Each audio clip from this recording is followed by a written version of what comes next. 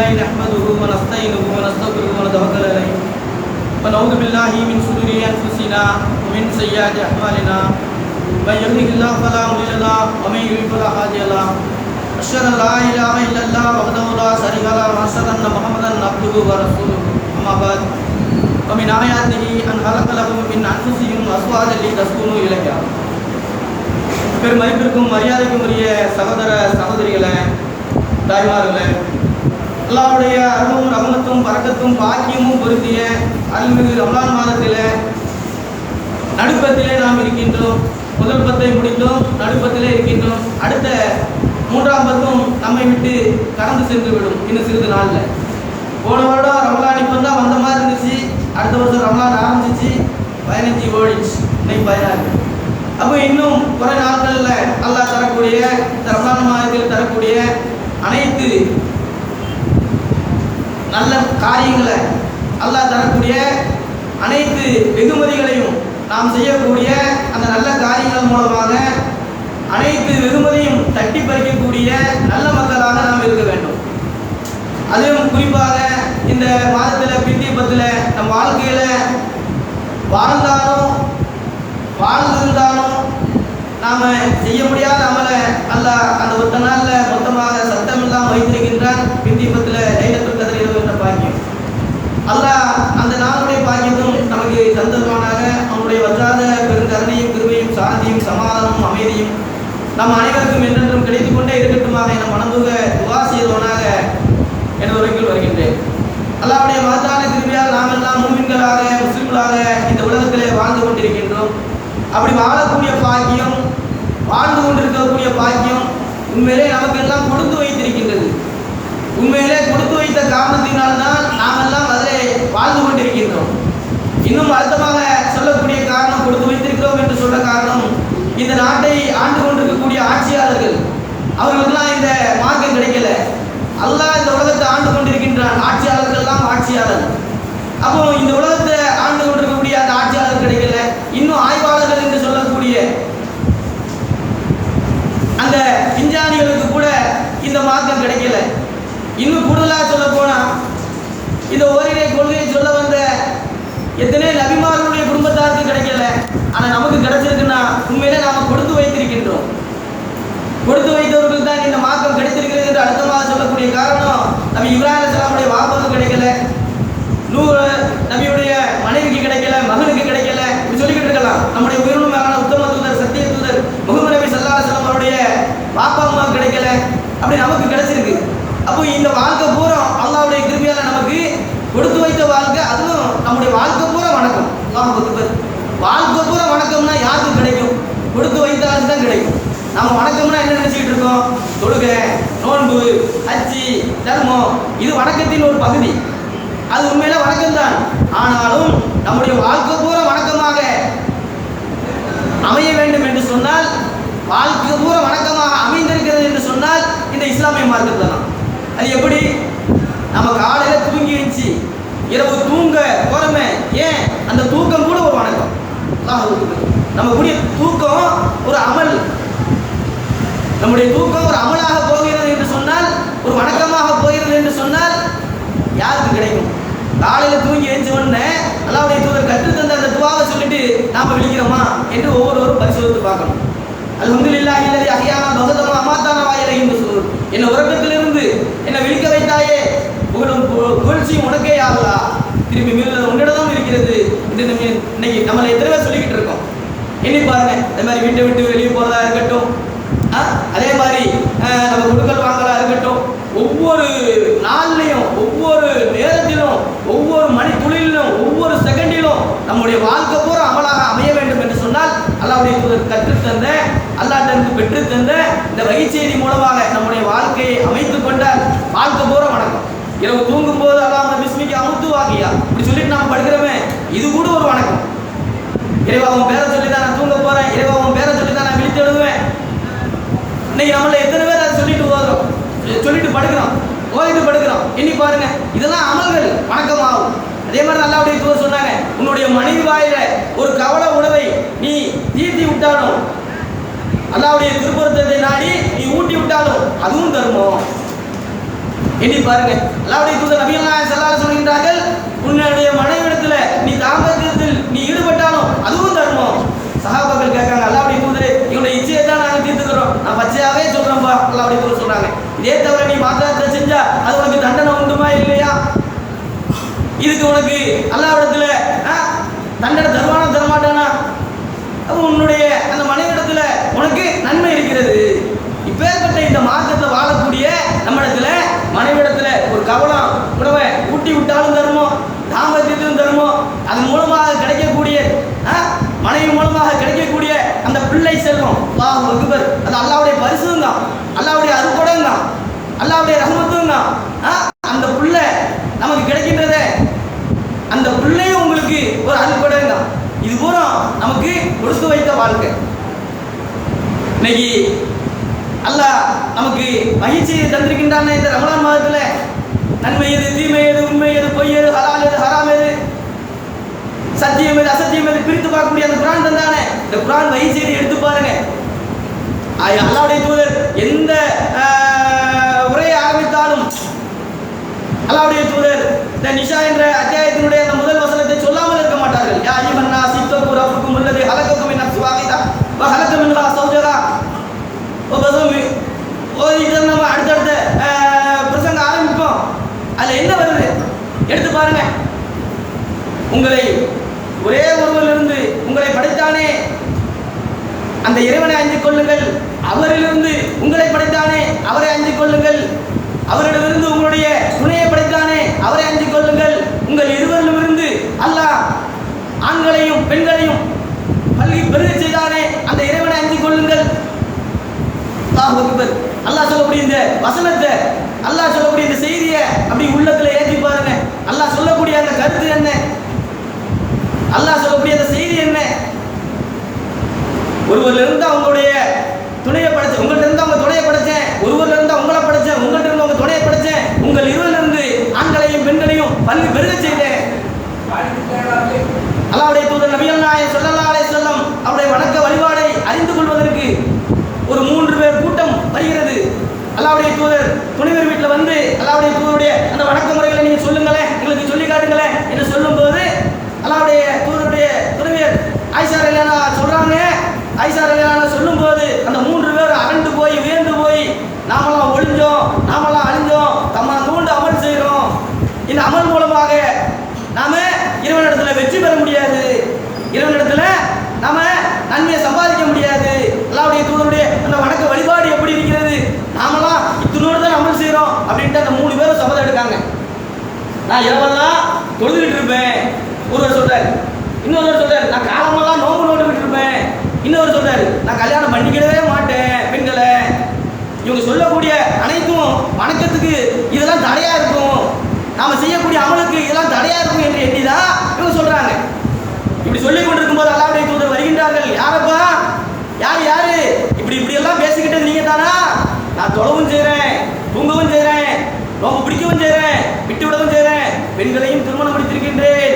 இதுக்கு மாற்றமாக நடக்கக்கூடியவர் என்னை சார்ந்தவர் கிடையாது, இதுக்கு மாற்றமாக நடக்கக்கூடியவர் என் சமூகத்தை சார்ந்தவர் கிடையாது, இதுக்கு மாற்றமாக நடக்கக்கூடியவர் என் சமுதாயத்தை சார்ந்தவர் கிடையாது என்று அல்லாஹ்வுடைய தூதர் என்ன செய்றாங்க, எச்சரிக்கை செய்கிறார்கள். அல்லாஹ் சொல்லக்கூடிய அந்த வசனத்தை எடுத்து பாருங்க. அல்லாஹ்வுடைய தூதர் நபிகள் நாயகம் ஸல்லல்லாஹு அலைஹி வஸல்லம் சொல்லக்கூடிய இந்த போதனையை எடுத்து பாருங்க. அந்த திருமணம் என்பது அல்லாஹ்வுடைய ஏற்பாடு, அல்லாஹ்வுடைய ஏற்பாடு, அல்லாஹ்வுடைய தூதருடைய வழிமுறை. இதுக்கு மாற்றமா நடந்தா என்னை சார்ந்தவர் கிடையாது என்று அல்லாஹ்வுடைய தூதர் எச்சரிக்கை செய்றாங்க. அல்லாஹ்வும் குழந்தை பெற்றெடுப்பதுதான், சந்ததியை உருவாக்குவதுதான் என்னுடைய நோக்கம் என்று அல்லாஹ் சொல்றான். அப்ப இந்த 2 செய்தியும் இணைத்து பாருங்க. அப்போ கல்யாணம் மூலமாக, திருமணத்தின் மூலமாக நமக்கு கிடைக்கக்கூடிய அந்த நன்மையின் மூலம் நமக்கு குழந்தை செல்வம் அல்லாஹ் தருகின்றானே, அந்த குழந்தை செல்வம் மூலமாகவும் நாம் அல்லாஹ்விடத்துல என்ன செய்ய முடியும், வெற்றியை பெற முடியும். அந்த குழந்தை மூலமாக, அந்த குழந்தை துஆ செய்யக்கூடிய மூலமாக நமக்கு என்ன செய்யலாமா, அல்லாஹ்வுடைய இடத்துல நமக்கு உன்னதமான கூலி இருக்கிறது. அல்லாஹ்வுடைய தூதர் சொன்னாங்களே, ஒரு 3 நல்லறங்கள் ஒரு மனிதர் இறந்து விட்டால் அவரை பின்தொடர்கிறது என்று சொன்னாங்களே, அதுல ஒன்றுதானே ஒரு சாலியான பிள்ளை தன்னுடைய பெற்றோருக்காக செய்யக்கூடிய அந்த துஆவின் மூலமாக அவன் பெற்றோர் ஒரு உன்னதமான ஒரு உயர்ந்த இடத்துல இருக்கின்றார். எண்ணி பாருங்க, இப்படி திருமணங்கிற பந்தம் அல்லாஹ்வுடைய ஏற்பாடு, அல்லாஹ்வுடைய தூதர் நபிகள் நாயகம் ஸல்லல்லாஹு அலைஹி வஸல்லம் அவருடைய வழிமுறை. இன்னைக்கு திருமணங்கிற அந்த பந்தத்தை எடுத்துக்கொண்டால் என்ன செய்றாங்க? திருமணம் கல்யாணம் பொன் பார்க்கப்படுகிறது. எந்த அளவுக்கு பொண்ணை பார்க்கின்றார்கள்? அல்லாஹ்வுடைய தூதர் நபிகள் நாயகம் ஸல்லல்லாஹு அலைஹி வஸல்லம் சொன்னார்களே, ஒரு பெண் 4 விஷயத்துக்காக பார்க்கப்படுகின்றாள். அந்த 4 விஷயங்களுக்காக அந்த பெண்ணை பார்க்கும்போது நீ குணமுள்ள மார்க்க சிந்தனை உள்ள அந்த மணமகளை நீ மணமகள் முடித்துக்கொள், நீ வெற்றி அடைந்து கொள்வாய் என்று அல்லாஹ்வுடைய தூதர் சொன்னாங்களே. இந்த போதனை அப்படி காத்துல பறக்க விட்டுறாங்க. இந்த காதலை விட்டு இந்த காதலை விடாம அப்படி காத்துல பறக்க விட்டுறாங்க. அல்லாஹ்வுடைய தூதர் சொன்னாங்க, ஒன்று அழகுக்காக, ஒன்று குடும்ப பாரம்பரியத்துக்காக, இன்னொன்று செல்வத்திற்காக, அடுத்து நற்குணம், மார்க்க நற்குணம் உள்ள இந்த மணப்பெண்ணு நீ மனம் முடித்துக்கொள். இந்த 4 விஷயத்தையும் சொல்றாங்க. இன்னைக்கு அழகை பார்க்காங்களா? குடும்பத்துடைய பாரம்பரியத்தை பார்க்காங்களா? சொத்தை பார்க்காங்களா? பாருங்க எந்த அளவுக்கு இன்னைக்கு அந்த பாரம்பரியம் எப்படின்னா, இன்னாருக்கு வீட்டில் பொண்ணை முடிச்சா அந்த பேத்தியை முடிச்சாலும் நமக்கு ஒரு கௌரவம் இருக்கு அப்படிங்காங்க. பொண்ணு பார்க்க போகிற இடத்துல அவங்க சொந்த பந்தம் விட்டாரு எல்லாரும் பொண்ணு பார்க்க போறாங்க. எந்த அடிப்படையில் போய் பார்க்குறாங்க? மொத்த பொண்ணு இருக்கா, அது செவத்த பொண்ணா இருக்கா, மொத்த சொத்தும் கிடைக்குமா, எப்படி இப்படி இப்படி பார்க்கின்றார்கள். அல்லாஹ்வுடைய தூதர் மார்க்க நற்குணம் உள்ள சிந்தனை உள்ள அந்த மணமகளை நீ மனம் முடித்துக்கொள், நீ வெற்றி அடைவாய் என்று அல்லாஹ்வுடைய தூதர் சொன்னாங்களே. இதெல்லாம் காத்துல விட்டாங்க. இந்த மொத்த பொண்ணு இருக்குமா, மொத்த சொத்துக்கா கிடைக்குமா என்று சொல்லக்கூடிய காரணம் என்ன என்று சொன்னால், இந்த கொசக்குடியில ஆரம்பத்தில் நம்ம எல்லாம் மண்பான சமையல் தான் சாப்பிடுவோம். அப்படி பானையில் குளிர்ந்த தண்ணீர் குடிப்பதற்கு அந்த வெயில் காலத்தில் மண்பானை எடுக்கும்போது இது நல்லா வெந்திருக்கா, இது ஓட்டை இல்லாமல் இருக்கா, விரிசல் இல்லாமல் இருக்கா என்று பார்க்குற மாதிரி பொண்ணை பார்த்து பார்த்து எடுக்காங்க. அழகுள்ள பொண்ணாகவும் குடும்ப பாரம்பரியம் உள்ள பொண்ணாகவும் சொத்து உள்ள பொண்ணாகவும் மார்க்கத்தை விட்டு விட்டார்கள், மார்க்கத்தை கோட்டை விட்டு விட்டார்கள். இப்படி மணமகளை மனம் முடிச்சு வீட்டுக்கு கொண்டு வரும்போது ஒரு புரிதல் இல்லாமல், கணவனுக்கும் மனைவிக்கும் ஒரு புரிதல் இல்லாமல், எப்போ பார்த்தாலும் என்ன ஆகுது? கீரியும் பாம்பு மாதிரி, பூனையும் எலியும் மாதிரி ஒரே சண்டை. ஏன் சண்டை? எதுக்கு சண்டை? என்னத்துக்கு சண்டை? உப்பு சப்பு இல்லாததுலாம் சண்டை. அல்லாஹ்வுடைய தூதர் நபிகள் நாயகம் ஸல்லல்லாஹு அலைஹி வஸல்லம் வாழ்க்கை, குடும்ப வாழ்க்கை எப்படி இருந்தது? அல்லாஹ்வுடைய தூதர் நபிகள் நாயகம் ஸல்லல்லாஹு அலைஹி வஸல்லம் குடும்ப வாழ்க்கை வாழ்ந்தாங்க. ஆயிஷா ரலியல்லாஹு அன்ஹா சொல்றாங்க, அல்லாஹ்வுடைய தூதர் நபிகள் நாயகம் ஸல்லல்லாஹு அலைஹி வஸல்லம் எந்த அளவுக்கு ஆயிஷா ரலியல்லாஹு அன்ஹா புரிந்து வைத்திருக்கிறாங்கன்னு சொன்னால், ஆயிஷாவே நீ சந்தோஷமா இருந்தாலும் நான் கண்டுபிடிச்சிருவேன், நீ கோபமா இருந்தாலும் நான் கண்டுபிடிச்சிருவேன். அல்லாஹ்வுடைய தூதர் அது எப்படி? நீ சந்தோஷமா இருந்தா முகமதின் அதிபதி அந்த இறைவன் மீது சத்தியமாக என்று நீ சொல்லுவ, நீ கோபமா இருந்தா இப்ராஹிமுடைய அதிபதி அந்த இறைவன் மீது சத்தியமா என்று சொல்லுவ. ஆமா அல்லாஹ்வுடைய தூதரே, ஆமா ஆமா ஆமா, உங்க மேல எனக்கு கோபம் கிடையாது, உங்க பேர்ல தான் லேசா. அப்போ அல்லாஹ்வுடைய தூதர் எந்த அளவுக்கு சிலாகித்து அந்த குடும்ப உறவை சாதுரியமா பேசுறாங்க. எந்த அளவுக்கு என்று சொன்னால், ஆயிஷா ரலியல்லாஹு அன்ஹா சரியான தலைவலி. இன்னைக்கு நமக்கும் தலைவலி வரும், அப்படி தலை சுத்தும், இங்க நம்ம செத்து போயிருவோமோ அப்படின்னு நினைக்கிற அளவுக்கு இருக்கும். தலைவலி வந்தாலும் அப்படித்தான், ஏதாவது உடல் வலி வந்தாலும் சரி அப்படித்தான், குறுக்கு வலி வந்தாலும் சரி, அந்த வலி நீங்க அளவுக்கு இருக்கும்போது எங்க நம்ம செத்து போயிருவோமோ அப்படி எண்ணி ஏங்குவோம். அந்த மாதிரி ஆயிஷா ரலியல்லாஹு அன்ஹா ஒரு தடவை தலைவலிக்கும் போது அல்லாஹ்வுடைய தூதர் சொல்றாங்க, என் தலையே, என் தலை வலியே அப்படின்னு சொல்லி துடிக்கிறாங்க. அல்லாஹ்வுடைய தூதர், என்னம்மா எனக்கு தலைவலியா இருக்குன்னு சொல்லி ஆயிஷா ரலியல்லாஹு அன்ஹா சொல்றாங்க. நான் இங்கே செத்து போயிடணும் அப்படின்னு சொல்றாங்க. பரவாயில்ல பரவாயில்ல, நீ செத்து போயிரு, இறந்து போயிரு, ஏன்னா நான் உனக்காக துவா செஞ்சு நான் நல்லடக்கம் பண்றேன் அப்படின்னு சொல்லி அல்லாஹ்வுடைய தூதர் சும்மா தமாஷா சொல்றாங்க.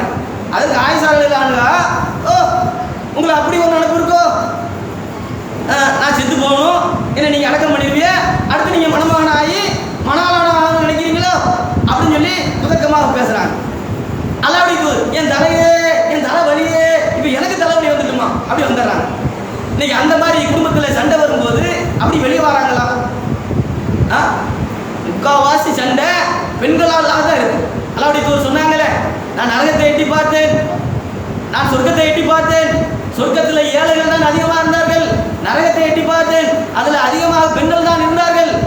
அங்கே மார்க்க சிந்தனை உள்ள அந்த மார்க்க சிந்தனை உள்ள அந்த பெண்மணி, என்ன அல்லாஹ்வுடைய தூதரே, நாங்கள் என்ன நன்றி கேட்டவங்களா? எங்களை போய் நீங்கள் நரகத்தில் இருக்கீங்கன்னு சொல்லி அதிகமாக நீங்கள் கண்டீங்கன்னு சொல்கிறீங்க, சொல்லுங்க அப்படின்னு சொல்லி கேள்வி கேட்காங்க. நீங்கள் நன்றி கேட்டவங்க கிடையாது, அல்லாஹ்வுக்கு நன்றி கேட்டவங்க கிடையாது.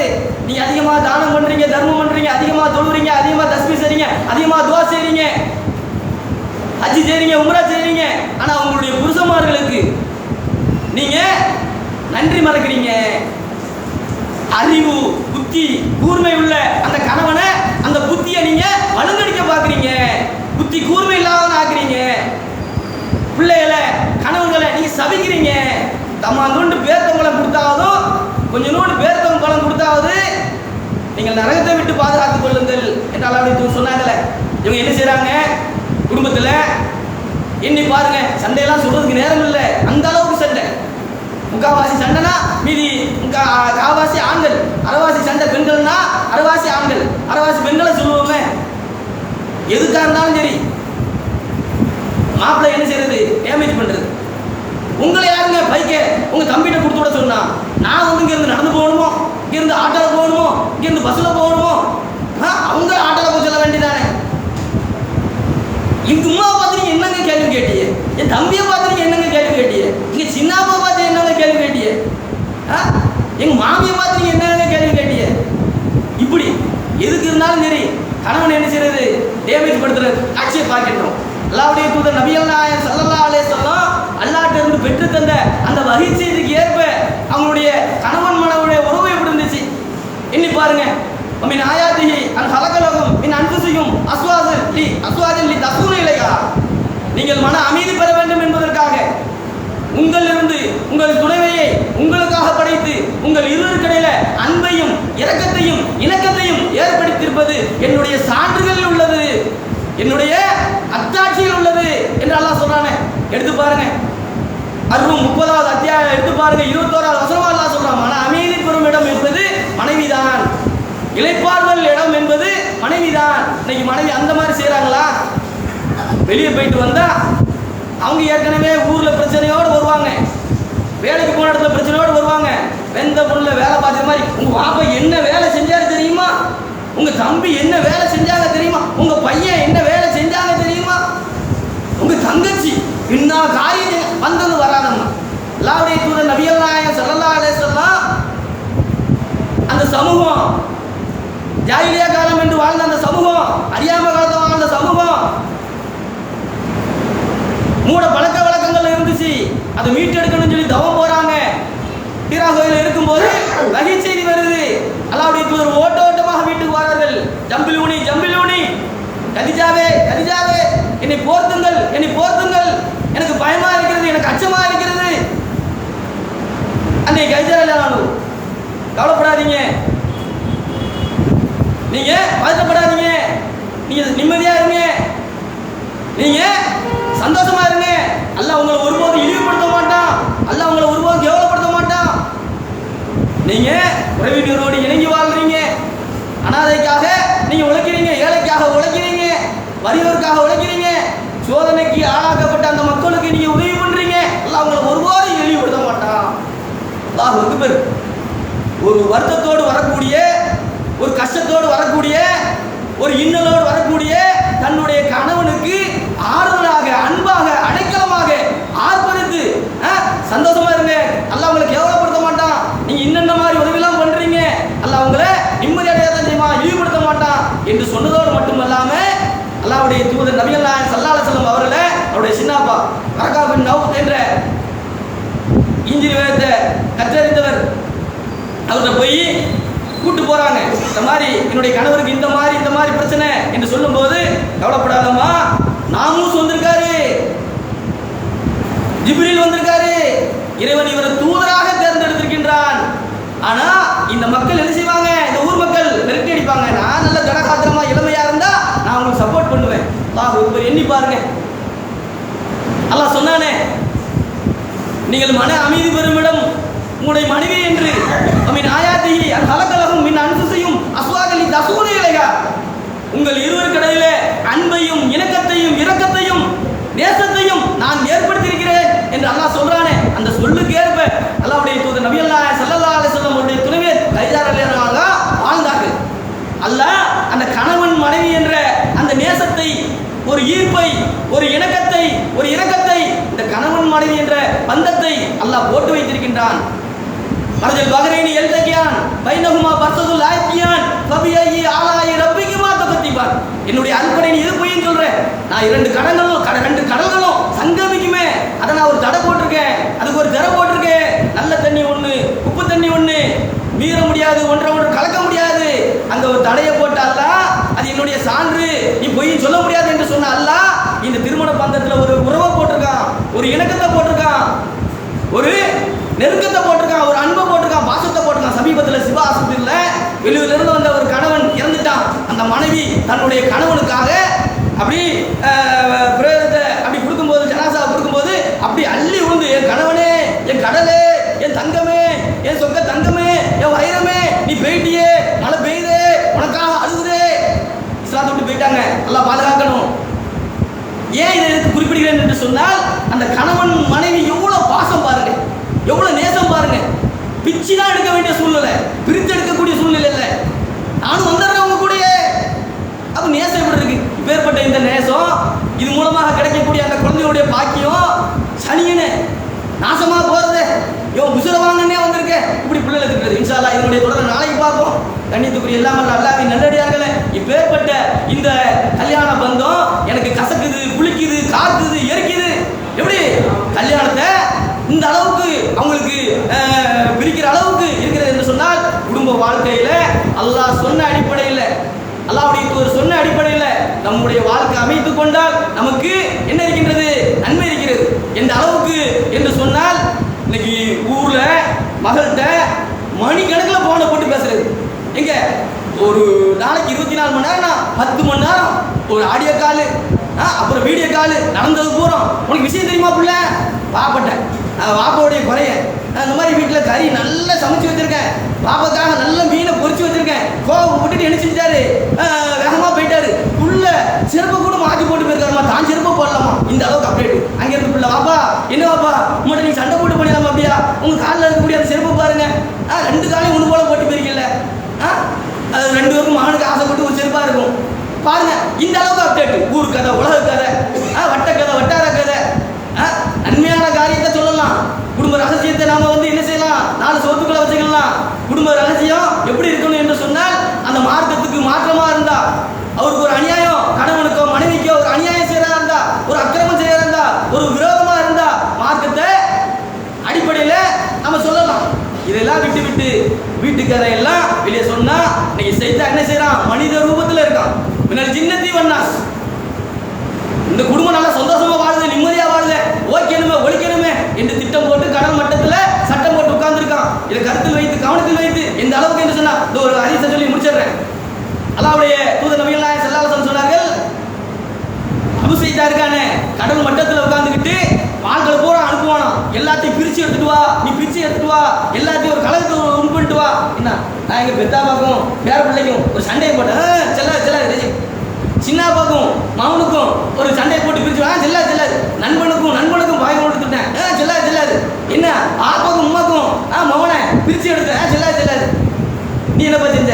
நான் கணவனுக்கும் மனைவிக்கும் ஒத்துமையா இருந்தாங்கல்ல, நான் பிரிச்சு எடுத்ததில்ல, கலாத்துறை விட்டுட்டேன். ஷாபாஸ், இதான் சரியான ஆள்வி என்று அவன் பாராட்டான். கண்ணியத்துக்குரிய எல்லாம் வந்து அல்லாஹ்வின் நல்லடியார்களே, சகோதர சகோதரிகளே, தாய்மார்களே, செய்தான் நம்மளை வழிகளுக்கு எல்லா ரூபத்திலும் இருப்பான். இதை கருத்தில் வைத்து, கவனத்தில் வைத்து, நம்முடைய எண்ணத்தில் வைத்து, அல்லாஹ்வுடைய தூதர் எப்படி வாழ்க்கை அமைத்துக் கொண்டார்களோ, எதன் அடிப்படையில் நமக்கு வாழ்க்கை கற்றுத்தந்தார்களோ, வாழ்க்கை பூரா நம்மளுக்கு வணக்கமாக அமைய வேண்டும் என்று சொன்னார். தூங்கும் போது கூட அல்லாஹ்வும்ம பிஸ்மிக அமுத்து வாகியா என்று சொல்லி படுத்தா நம்முடைய வாழ்க்கை வணக்கமா இருக்கும். இதே மேல பழையத்துல எம்மா உன் மர்மம் செஞ்ச காரியம் தெரியுமாமா? என்ன காரியம் செஞ்சாங்க தெரியுமா? என்னமா செஞ்சாங்க? ராத்திரி படுக்கும்போது யாரு? மணமகள் கல்யாணம் ஆன அந்த முதல் இரவு, யாரெல்லாம் உன் பேர சொல்லி தான் நான் சாவ போறேன், யாரெல்லாம் உன் பேர சொல்லி தான் நான் எந்திப்பேன், இப்படின்னு சொல்லிட்டு படுக்கிறாருமா அப்படின்னு சொல்லி கண்ணை கசக்கிட்டு தாயிட்ட போகும்போது மார்க்கம் தெரிஞ்ச தாய், ஆமாம்மா இரவு படுக்கும்போது இந்த மாதிரி தான் என்ன செய்யணும், ஓதிட்டு படுக்கணும் என்று மார்க்கத்தை மகளுக்கு சொல்லிக் கொடுக்கின்றார்கள். அப்ப இந்த மார்க்கத்தை தூய வடிவில் நாம அறிந்து அதை வாழ்க்கையில் பின்பற்றி அல்லாஹ் தரக்கூடிய